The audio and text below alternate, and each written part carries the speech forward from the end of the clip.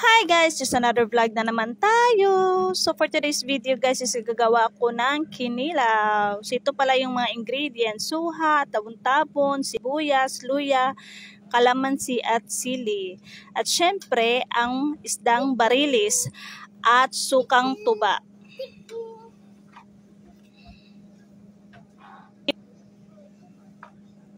So ayan, nag-start na pala akong naghiwa ng sibuyas.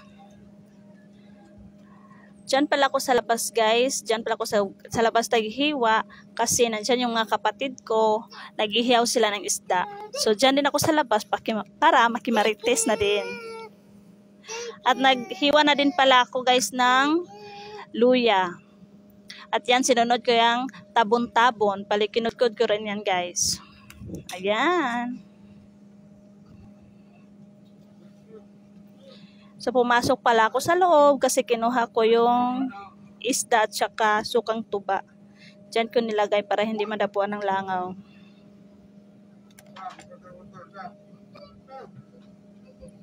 So after that, nilagyan ko lang yung isda ng sukang tuba para malinisan lang siya, hinugasan ko lang siya.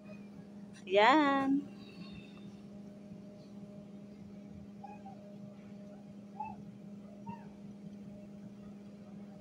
So after ko palang mahugasan yan guys, binalik ko rin siya sa bowl at sinunod ko yung tabon-tabon. Yung sukang tuba nilagay ko lahat dyan sa tabon-tabon. Yan. Baliginan yan ko lang para makuha ko yung katas ng tabon-tabon. So after that, nilagay ko rin dyan. Bali, ni-strainer ko yan. Sinalak ko para hindi yun masali yung mga buo-buo.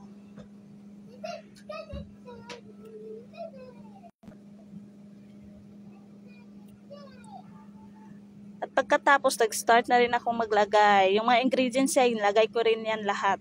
So inuna ko rin lang ng suha. Yan.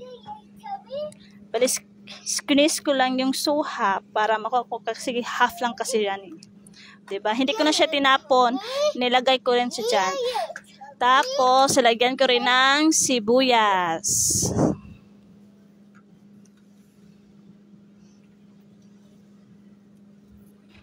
So, after ng sibuyas, ito namang luya. Ayan.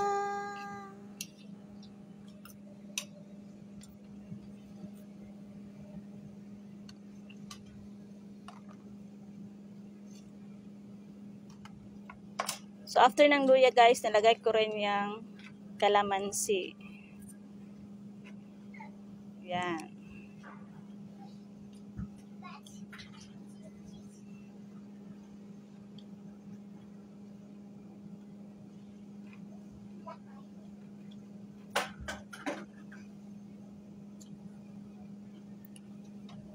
So, after ng kalamansi, nilagyan ko na siya ng bitsin at saka yung asin, pampalasa.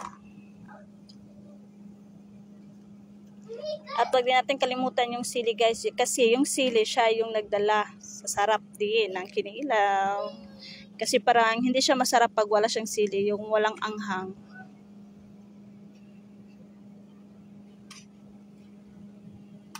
Ayan, paghaluin mo lang yung lahat.